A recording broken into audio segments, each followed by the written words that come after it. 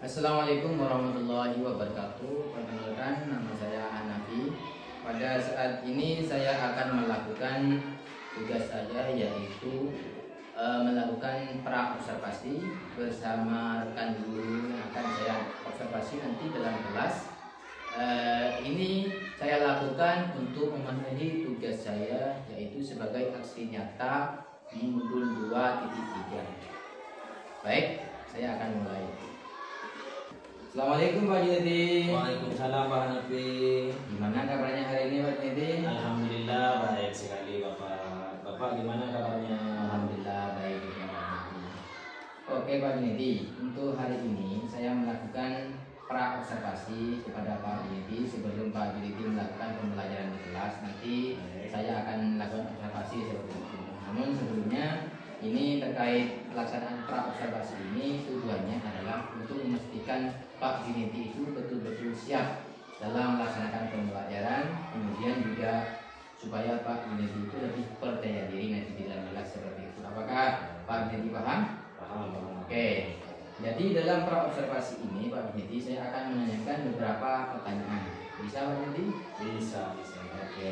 Jadi terkait nanti pembelajaran yang akan dilakukan Pak Junedi itu kira-kira tujuan pembelajarannya seperti apa? Tujuan yang akan saya sampaikan kepada peserta didik atau akan dicapai yaitu siswa dapat memahami tentang benda yang bergerak. Yang kedua yaitu siswa dapat mengidentifikasi jenis-jenis gerak pada benda yang bergerak. Jadi tujuannya nanti pembelajaran yang akan digunakan Pak Junedi itu adalah tentang gerak, bagaimana juga siswa itu mengidentifikasi gerak seperti itu ya Pak. Oke. Untuk area pengembangan kira-kira yang akan ditingkatkan Pak Junedi itu kira-kira seperti apa? Untuk pengembangan saya mau menekankan keterampilan. Bagaimana peserta didik itu memperagakan benda-benda yang bergerak supaya tahu bagaimana apa maksudnya dari benda itu yang bergerak, jenis benda itu maksudnya gimana. Oke, jadi area pengembangan yang akan dikembangkan Pak Junedi itu terkait keterampilan seperti itu ya, agar anak-anak itu bisa mengetahui dan bisa mempraktekkan benda gerak seperti itu Pak Junedi. Oke. Jadi dalam pembelajaran nanti Pak Junedi ini akan menggunakan model apa? Model yang akan saya gunakan yaitu problem based learning atau PBL. Jadi nanti Pak Junedi akan menggunakan model PBL ya. Artinya PBL ini sangat baik sekali untuk digunakan di kelas. Oke. Untuk strategi sendiri kira-kira strategi apa yang akan digunakan nanti dalam pembelajaran? Saya akan menggunakan strategi diferensiasi. Oh, jadi Pak Junedi akan menggunakan strategi diferensiasi ya, yang menjadi macam tren sekarang. Ya, betul. Oke. Saya akan Oke. mencoba itu. Tentunya kan dalam strategi diferensiasi ini kan ada 3 tahapan Pak Junedi. Ada proses, ada konten, dan juga ada produk. Kira-kira dalam tahapan proses ini Pak Junedi itu akan melakukan seperti apa? Saya akan memetakan siswa berdasarkan tingkat kemampuan minat. Oh, jadi Pak Junedi akan membentuk siswa, mencari siswa, bagaimana kemampuan siswa dan juga gaya belajarnya seperti itu ya. Kemudian dijadikan dikelompokkan berdasarkan kemampuannya. Seperti itu. Oke. Terkait masalah konten Pak Junedi, bagaimana cara menyampaikannya konten ini?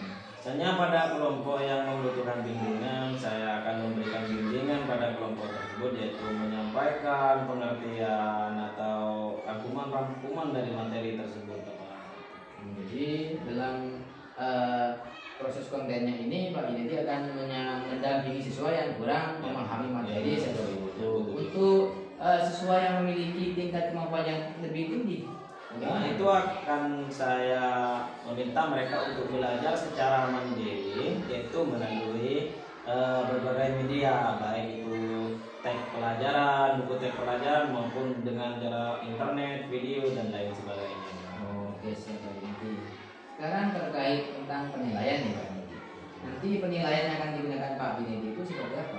Penilaian yang akan saya lakukan yaitu penilaian sikap atau observasi. Itu yang kedua yaitu penilaian tes tulis, Pak.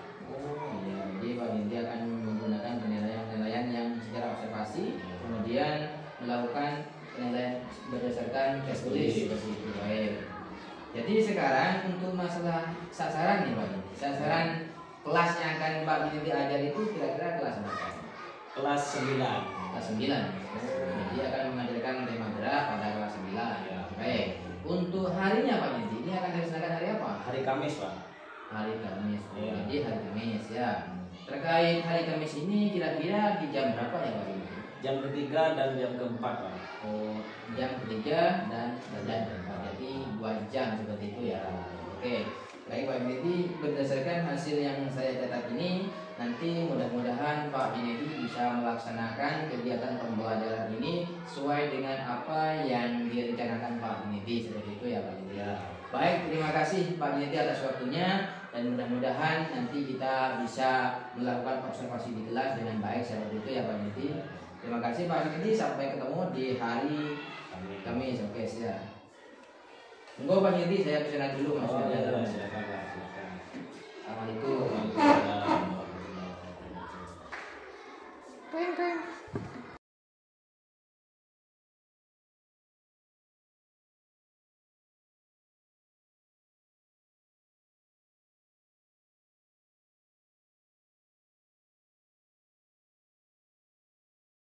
Assalamualaikum warahmatullahi wabarakatuh.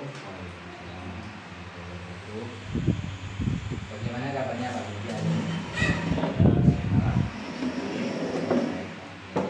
Jadi dalam kesempatan ini Pak Binti saya akan melakukan pasca observasi terhadap observasi yang saya lakukan bersama Pak Binti di barusan. Baik ya Pak Binti, sebelum saya menyampaikan catatan yang saya catat tadi itu, saya ingin menanyakan sedikit tentang pembelajaran tadi. Apakah bisa Pak Binti? Bisa. Baik Pak Binti. Oke. Bagaimana perasaan Pak Binti setelah melakukan kegiatan pembelajaran bersama? Rasanya saya senang sekali karena telah melakukan kegiatan pembelajaran di kelas. Jadi Pak Binti itu begitu hanya nah gitu. Jadi ya karena telah melakukan pembelajaran dengan baik seperti itu ya Pak Binti. Terus untuk perasaan Mbak Binti setelah ada kehadiran observer atau observasi ada saya di kelas itu bagaimana Pak Binti? Apakah ada perbedaan dari pembelajaran sebelumnya tanpa ada pengawasan? Ada, karena saya merasa diawasi, gitu. Saya memiliki rasa sedikit gugup dalam melakukan kegiatan pembelajaran karena saya merasa diawasi sebenarnya. Jadi Pak Binti itu merasa grogi sebetulnya karena sebelumnya memang jarang diawasi, mengajar sendirian tanpa ada yang menilai sepertinya. Oke. Terus untuk pembelajaran tadi Pak Binti bisa diceritakan terkait pembelajaran yang dilakukan di kelas, mulai dari tahap pembukaan sampai proses seperti itu Pak Binti. Proses kegiatan pembelajaran tadi yang saya lakukan di kelas yaitu pertama saya membuka kegiatan pembelajaran, setelah itu berdoa, dan juga saya membagi kelompok peserta didik, beberapa kelompok menjadi 3 kelompok berdasarkan diferensiasi peserta didik, mulai dari tingkat kemampuan dan gaya belajar yang berbeda. Jadi Pak Binti melakukan tahapan pembelajaran di kelas itu sesuai dengan belajar yang dibuat Ya, seperti itu ya. sesuai dengan perencanaan yang direncanakan sebelumnya. Terus terkait model PBL yang dilakukan Pak Binti itu apakah sudah sesuai dengan sintek-sinteknya? Alhamdulillah sudah sesuai dengan sintak-sintaknya. Oke, jadi Pak Binti telah menerapkan semua sintek-sintek yang ada di PBL seperti itu. Oke, untuk pertanyaan selanjutnya, apakah ada hambatan selama dalam proses pembelajaran yang dilakukan oleh Pak Binti? Hambatan yang saya alami yaitu kurangnya efisiensi waktu ya. Karena ada kendala yaitu terkait penyiapan proyektor. Jadi tadi itu ada sebuah hambatan yang Iya. bisa menguras waktu Pak Binti seperti itu. Iya. Misal dari persiapan proyektor mungkin dalam koniknya itu sangat lama seperti itu ya. Oke. Terus terkait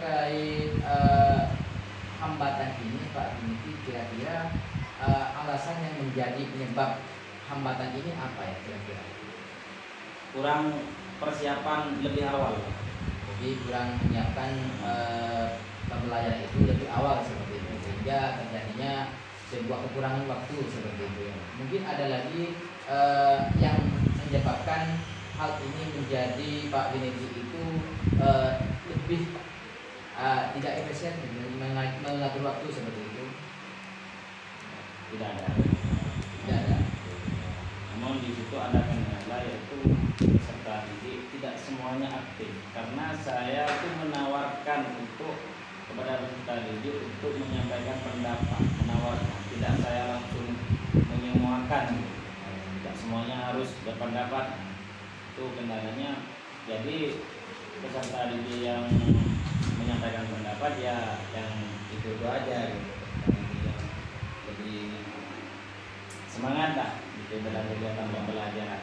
Jadi terkait ini juga ada di situ siswa yang kurang begitu aktif, ya, tidak semuanya aktif dalam mengikuti belajar. Oke, Pak Binedi, terkait dari permasalahan barusan, kira-kira rencana apa yang akan dilakukan Pak Binedi agar permasalahan tadi yang menghambat pembelajaran itu tidak diulang lagi atau bisa diperbaiki seperti itu?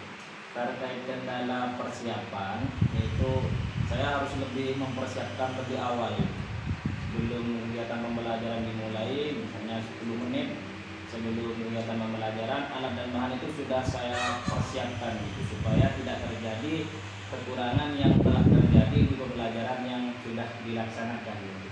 Jadi untuk memperbaiki ini Pak Binedi itu bisa datang lebih awal untuk menyiapkan terkait perangkat dan media yang akan digunakan, sehingga tidak akan terjadi kendala lagi pas proses pembelajaran dilakukan seperti itu. Oke Pak Binedi, ini kira-kira kapan Pak Binedi akan melakukan hal ini supaya tidak akan terjadi kesalahan lagi? Mulai kapan?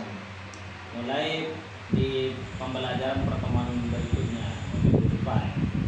Jadi Pak Binedi minggu depan sudah dipastikan bisa lebih berangkat lebih awal dan menyiapkan terlebih dahulu seperti itu.